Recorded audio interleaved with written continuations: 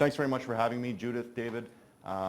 Very honored to be here on behalf of KX, and really excited about the recently announced partnership. I think CSIT's uniquely positioned to address a lot of the challenges and indeed help us exploit some of the opportunities that exist within the cyber world. Briefly, some of you may not have heard of KX. Many of you locally may have heard of First Derivatives. Headquartered in Newry, just down the road, about 2,500 people globally across 16 countries, and KX is the software products division within First Derivatives, focusing on time series database and analytics at scale. As far as me, I'm about 30 years in the industry from Ottawa, Canada, so thank you again for hosting the reception in the Canada room last night. Very much appreciated. Most of that time I've spent doing software tooling, IDEs, development environments, that type of thing. In the last 15 years, more of a big data focus, and indeed over the last 10 years, a lot of work in the cyber area. Full disclosure, I am not a cyber expert.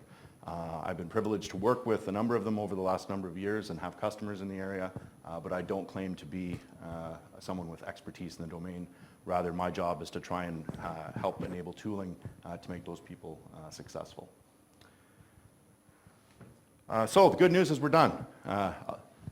One of the dangers in going towards the end of a conference is that some of what you thought your original ideas weren't so original after all. And a lot of what I'm going to cover was actually covered yesterday, in particular by Ben and Mark, as well as the predictive analytics breakout session. So I had a bit of a panic last night and said, oh dear, I don't want to rehash things. I want to be a bit original here, but I'll do my best to provide maybe a slightly different perspective. But the good news is you don't want to be the lone wolf shouting into the wilderness.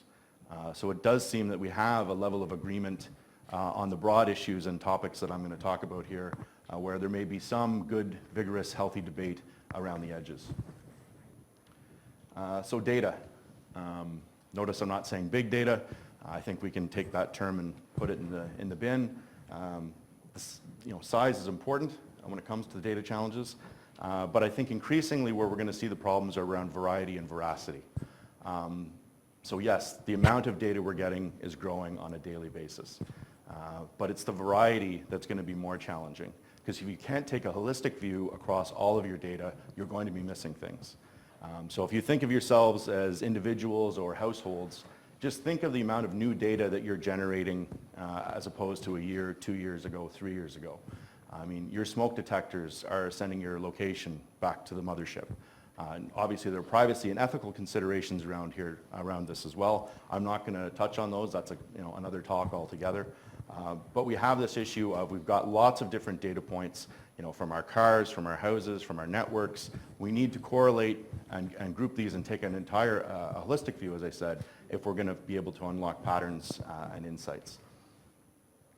Veracity is also going to be increasingly important. Where are we getting this data from? Some of it we trust, some of it's coming from our own house, some of it's going up through the cloud, bouncing back, coming down. Can we trust this data? If we're going to take actions, I'm going to talk about remediation shortly. If we're going to take actions based on this data, particularly if we're going to involve AI or machine learning, we need to have some confidence in the source of the data and its accuracy. So that's going to be very important.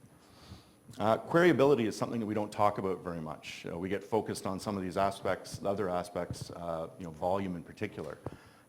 But you don't have to have a lot of data to have a queryability problem or an issue querying it.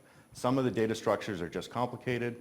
Some of them are very sparse. Some of them are very dense. Some are heavily nested. There's a whole host of issues that go in there. So we shouldn't get hung up on, well, I've only got 100,000 rows of data.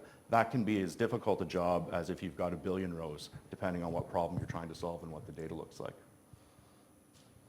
There's been a bunch of discussion around sort of the notion that we have a skills shortage within the cyber area. And there is, part of the reason for that is I think we have a lot of overlap with the STEM area, and I think that's part of the problem. So is there really a shortage? Yes, I think there is. But I think some of this is sort of artificial and self-imposed, and some of it we can correct with some changes, particularly around education and training.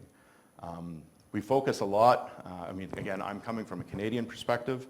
I've talked to some of you here, so I think it's maybe in a little better shape over here than we have back home. But traditionally, the focus has been on graduate level sort of training, masters and PhDs, academic and theoretic, and that type of thing, which is obviously important.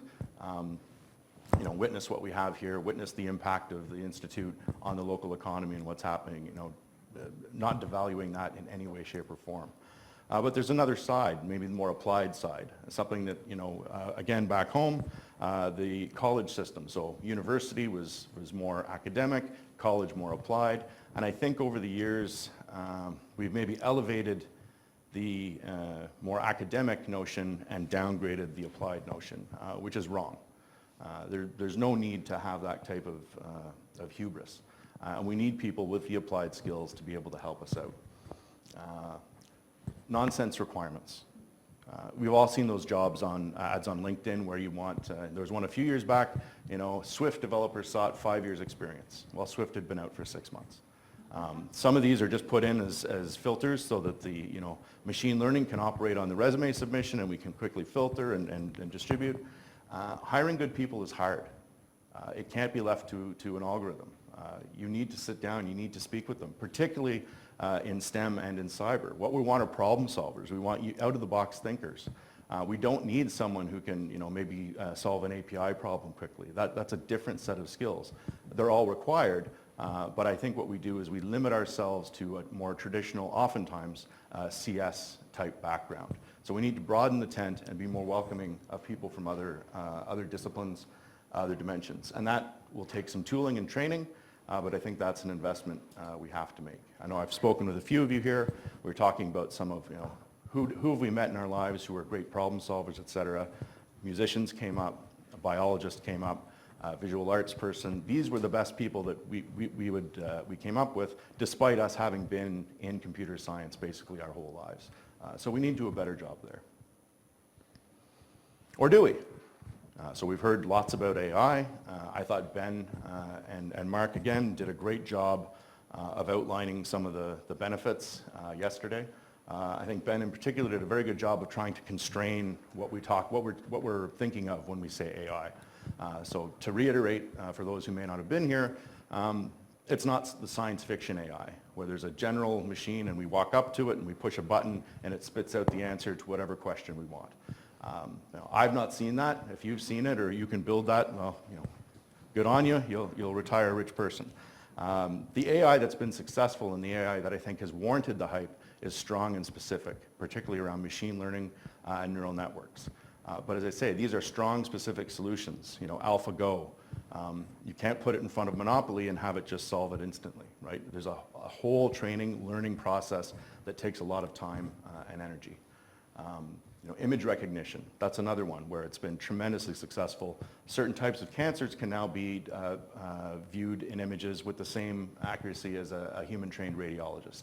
This is big news. This is important. This is going to move things forward. But it's not a panacea. As with everything, be it big data, be it people, be it machines, there is no free lunch. We have to be prepared to accept the costs and consequences and see how we can maximize the gain by minimizing the downside risk. So a significant issue with lots of AI right now is data. This came out in the predictive analytics breakout yesterday. A lot of these algorithms require large amounts of data. Sometimes that's not available. A big issue is that data also has to be correct. So if you're doing like a network packet detection, that's great. We can all generate billions of packets either synthetically. Synthetic's a problem because it's not going to have the characteristics of the thing you're actually trying to detect or prevent. But the other is someone has to go through that data and say, tick yes, tick yes, tick yes, yes, and I'd say this is either all anomalies or this is all good, and that's a monstrous effort. And yes, maybe we can, it's turtles all the way down. Maybe we can apply some AI to help us there, but it's still going to be a labor-intensive process that requires an investment. You can't just throw the AI at it and have it be solved immediately. Correctness. I've seen some amazing demos, amazing visuals, particularly on things like clustering. And you get this great image, the data's gone in, and out comes the image. You're like, wow, that's really impressive. You have no idea if it's correct. It looks good. It seems, in many cases, it intuitively feels good. But unless you have a knowledge of what's going on, you can't actually say, yes, this is good, or yes, this is bad. It's, again, no free lunch. It's not that easy. Interpretability is another big thing, especially when really all these things on this slide are related, especially when you're talking about automation remediation. Neural networks in particular suffer from this to a degree where you put the, good news, we've got the good data. All right, in it goes. Good news, it's given out an answer and we think it's correct. But how did it get to that answer? It's one thing if I'm going to get a book recommendation on what I should buy next. If that screws up, it's not a big deal.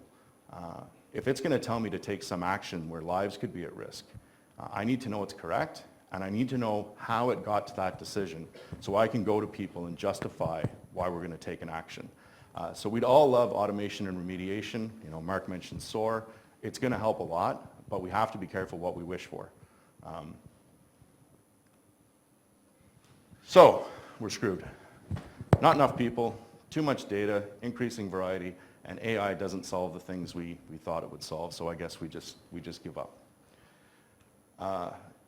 Again, really struck yesterday when Ben did his slides. He actually had augmentation on one of his slides. Show of hands if anyone knows where this picture is from. Free beer? No?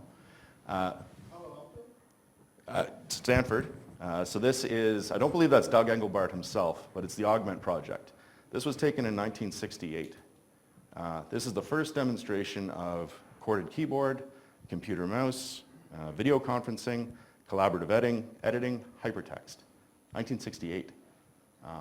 We've only just properly done some of these, and we still can't do web conferencing, right?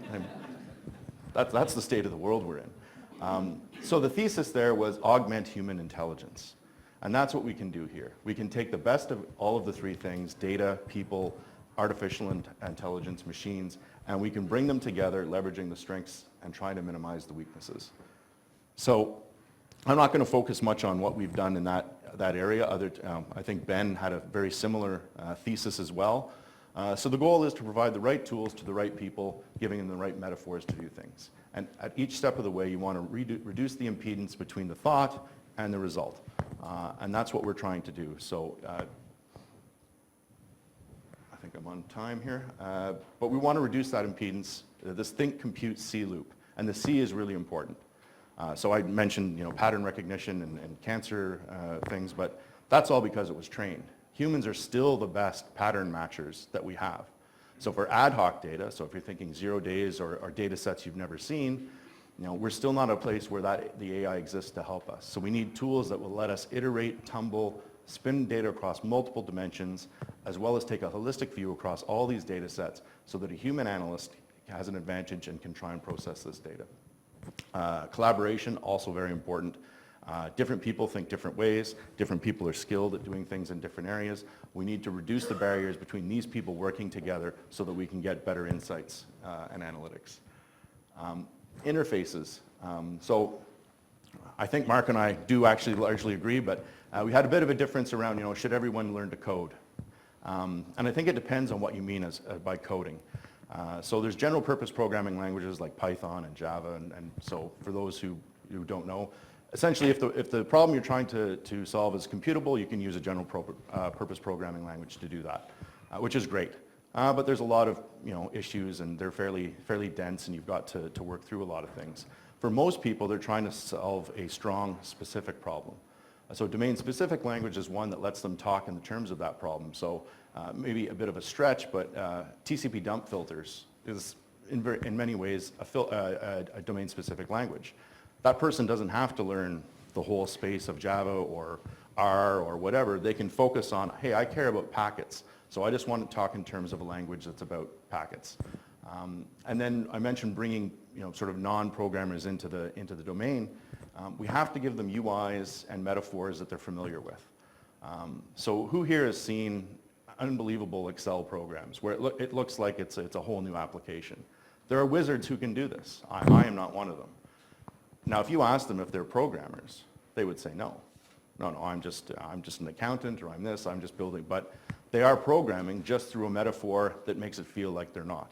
So we can do that. We can put more powerful scripting languages inside of things like spreadsheets, make data accessible into these spreadsheets that not thousands of rows, but billions of rows, and sort of, again, reduce the impedance to someone to being able to bring their analytical thought process to data that they might not otherwise be able to. So the data is going to get worse.